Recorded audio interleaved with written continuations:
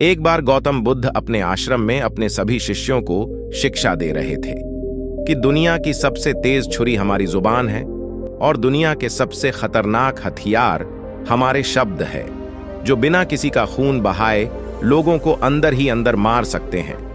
हमारे शब्द हमारी ताकत हो सकते हैं, लेकिन यह हमारी सबसे बड़ी कमजोरी भी हो सकते हैं। अगर हमें नहीं पता कि कब, कहां और क्या और कितना बोलना है, यदि हम सही समय पर सही इरादे के साथ सही शब्दों का प्रयोग करते हैं तो यह हमें एक सफल व्यक्ति बनाता है। लेकिन अगर हम सही समय पर सही इरादे से सही शब्दों का इस्तेमाल नहीं करते तो यह हमारे जीवन को नर्क से बदतर बना सकता है। तो दोस्तों, आज मैं आपको बताने वाला हूं कि चुप रहकर कैसे हम अपने जीवन को बदल सकते हैं। आपको चुप रहने की शक्ति का एहसास इस वीडियो में होने वाला है। तो चलिए शुरू करते हैं इस कहानी को। जापान में एक बहुत ही प्रसिद्ध बौद्ध भिक्षुक रहा करते थे। उनका नाम रिसाई था। रिसाई अकेले रहते थे।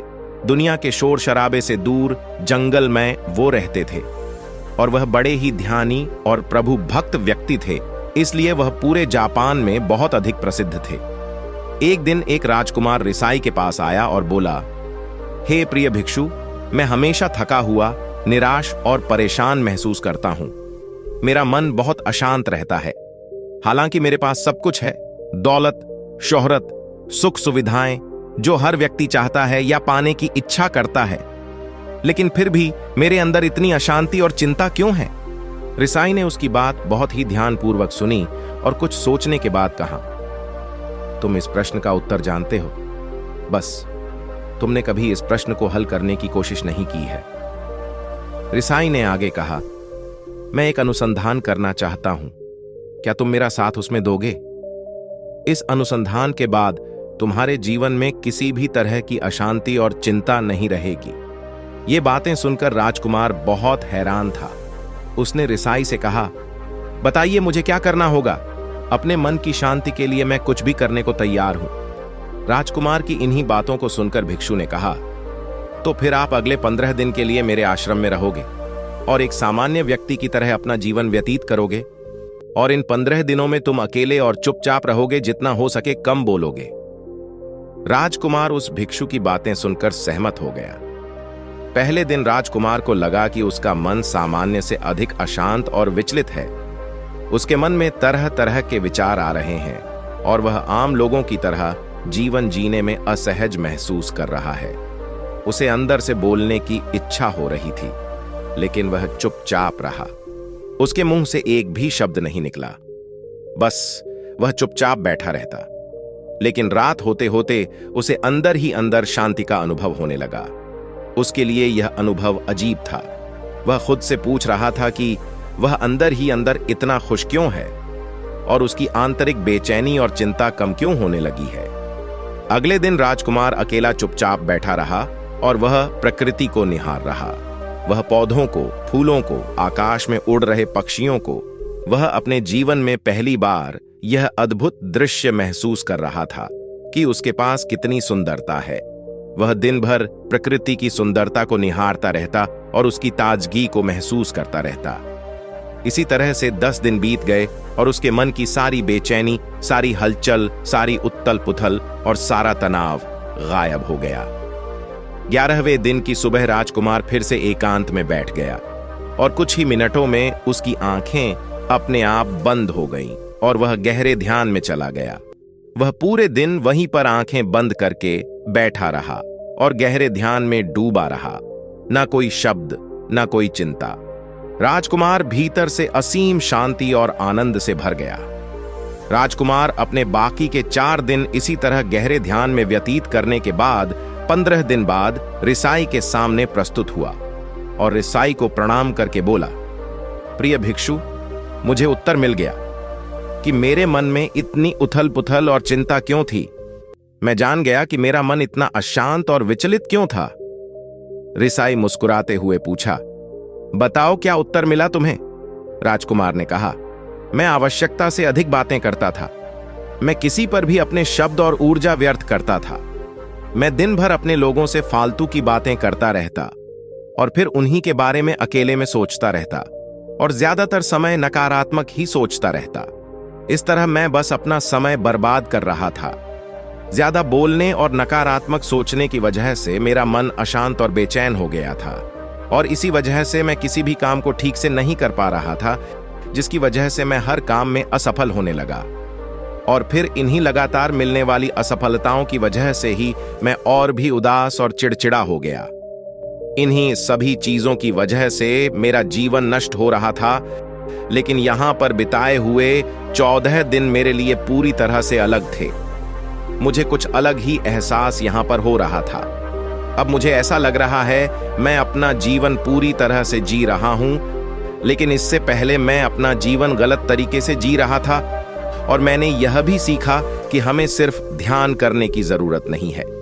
ध्यान अपने आप होता है जब हम शांत और मौन होते हैं। ध्यान के पिछले कुछ दिनों के दौरान मैंने जो पहली चीज सीखी वह यह है कि मनुष्य के जीवन की सबसे महत्वपूर्ण घटना स्वयं को जानना है। यह सुनकर रिसाई ने कहा, सिर्फ तुम ही नहीं, दुनिया में ज्यादातर लोग जरूरत से ज्यादा बोलते हैं। आज भी लोग ज्यादातर समय केवल एक दूसरे को नीचा दिखाने के लिए ही बोलते हैं। कुछ लोग ना चाहते हुए भी बातें करते हैं और अपना जीवन बर्बाद कर लेते हैं। रिसाई ने राजकुमार को चुप रहने का महत्व समझाते हुए कहा। एक बार गौतम बुद्ध से उनके शिष्यों ने पूछा, प्रिय बुद्ध, आप ज्यादातर समय चुप क्यों रहते हैं? बुद्ध ने कहा, क्योंकि चुप रहने से व्यक्ति अंदर से अनंत शांति की गहराइयों में होता है। मौन अपने भीतर उतरने की पहली सीढ़ी है। मौन के बिना स्वयं को जानना असंभव है। स्वयं को जानने और समझने का पहला नियम है कि मौन हो जाओ, उतना ही बोलो जितना अत्यंत आवश्यक हो। बेफिजूल की बातें करना छोड़ दो। तुम अचानक पाओगे कि ज्यादातर लोग व्यर्थ ही ज्यादा बोलकर अपना समय बर्बाद कर रहे हैं। ना बोलने का कोई भी नुकसान नहीं है, लेकिन यदि आप ज्यादा बोलते हैं तो आप अत्यधिक गलती कर देते हैं। व्यक्ति कम बोलना शुरू कर दे दो, दुनिया की 10% मुसीबतें कम हो जाएंगी, झगड़े फसाद कम हो जाएंगे, उपद्रव कम हो जाएंगे, अदालतें कम हो जाएंगी। अगर लोग थोड़ा चुप रहना सीख लिए, संसार की बहुत सारी समस्याएं हैं, बहुत सारा उपद्रव सिर्फ बोलने से पैदा होते हैं। सारी बात मौन सीखने की है। जब तुम नहीं बोलते तब तुम एकांत में अकेले हो गए। भरे बाजार में भीड़ में खड़े हो नहीं बोलते, हिमालय के शिखर में पहुंच गए। जिसने मौन की कला जान ली वो भीड़ में भी अकेले होने की कला जान लेता है। वो अपने भीतर ही डुबकी लगाने लगता है। एकांत में तो आदमी स्वर्ग में है, दूसरे की उपस्थिति ही बेचैनी पैदा करती है। पहले तुम्हें चुप रहने की शक्ति को धारण करना होगा। इससे तुम अधिकतर ऊर्जा को बचा लोगे और फिर इस स्थिति में पहुंच जाओगे कि तुम कम बोलने लगोगे। अगर तुम किसी के यहां पर जा रहे हो और परेशान हो जाओ तो ऐसे में उचित है कि आंखें बंद कर लो और अपने में खो जाओ। वहां से आपको ताजगी महसूस होगी, क्योंकि तुम्हारे अंदर ही जीवन का वो स्रोत छिपा हुआ है, वह किसी दूसरे में नहीं है। इसके बाद राजकुमार उस रिसाई से पूछते हैं, आखिर कौन हमें अपने अंदर तक लेकर जाएगा? ये बातें सुनकर रिसाई बुद्ध कहते हैं, तुम्हें स्वयं ही अपने अंदर उतरना होगा और वहीं से परम राज्य जीवन का आनंद ले पाओगे। आनंद का यहीं से जन्म हुआ है, यहीं से तुम मौत में डूब जाओगे, यही तुम्हारा सूरज उदय होगा और यहीं से अस्त होगा। इसी प्रकार तुम बार बार डुबकी लगाओ। जब भी तुम डुबकी लगाकर लौटोगे वहां से तुम पाओगे, फिर ताजगी भरी जीवन की नई संपदा मिलेगी। इस नई शक्ति के जन्म होने से तुम्हारी थकान गई, उदासी गई, चिंता गई। जैसे कोई स्नान करके लौटता है तो शरीर शीतल हो जाता है, शांत हो जाता है। ऐसे ही जब कोई भीतर से साफ होकर वापस आता है, मौन में स्नान करके लौटता है, तो समस्त अस्तित्व, समस्त व्यक्तित्व शांत और मौन हो जाता है, आनंदित हो जाता है। जब तुम आंतरिक मौन की उस पराकाष्ठा पर पहुंच जाओगे, तब तुम पाओगे कि बोलने से भी तुम्हारा मौन खंडित नहीं होता, वो बना ही रहता है।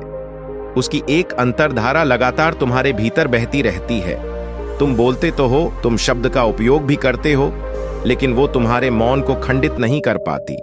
एक बार गहरे मौन में स्थिर हो जाओ, फिर तुम्हारी वाणी में भी मिठास आ जाएगी।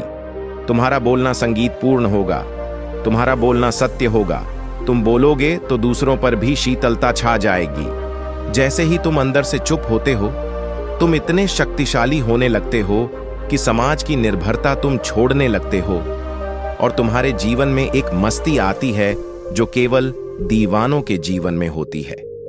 तुम्हारे चेहरे पर एक नई रौनक आ जाती है, तुम्हारी आंखें किसी अमृत के समान हो जाती है और तुम अनंत शांति के समुद्र में डूबने लगते हो।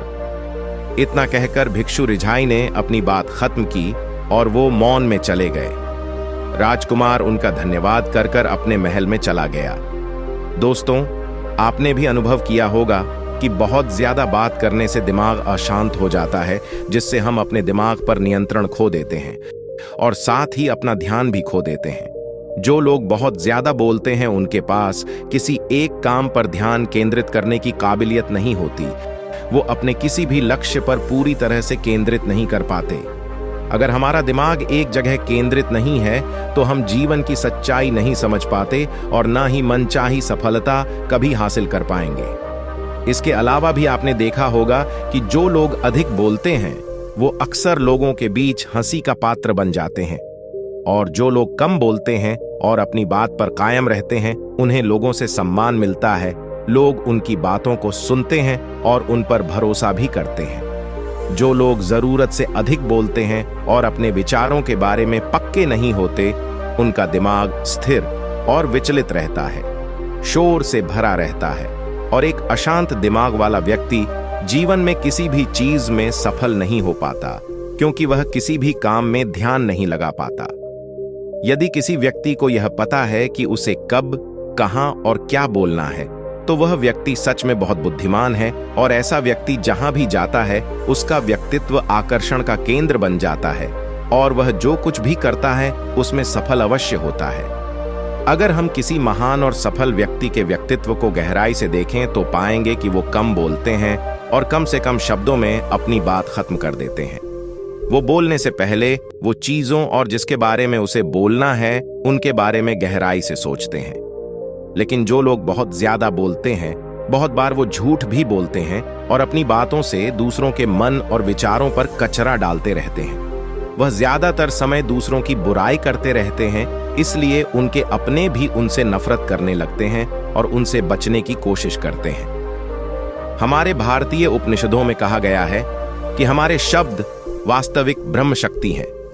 मौन से धैर्य आता है, धैर्य से ध्यान, और ध्यान से हम अपने जीवन के बारे में जागरूक हो जाते हैं। इसलिए अगर हम ज्यादा बात करते हैं तो हम मौन को खो देते हैं, जो मन की शांति का पहला स्तंभ है। दोस्तों, आज से आप भी चुप रहने का अभ्यास अवश्य करें। आज से आप भी वही बोलें जो जरूरी है, और हम कोशिश करेंगे कि कम से कम शब्दों में अपनी बात खत्म करें, और हो सके तो कोशिश करें कि रोज कम से कम 30 मिनट एकांत में चुपचाप बैठे। और मुझे पूरा विश्वास है कि इससे आप सबके अंदर एक सकारात्मक बदलाव जरूर आएगा। इसी के साथ इस वीडियो को खत्म करते हैं।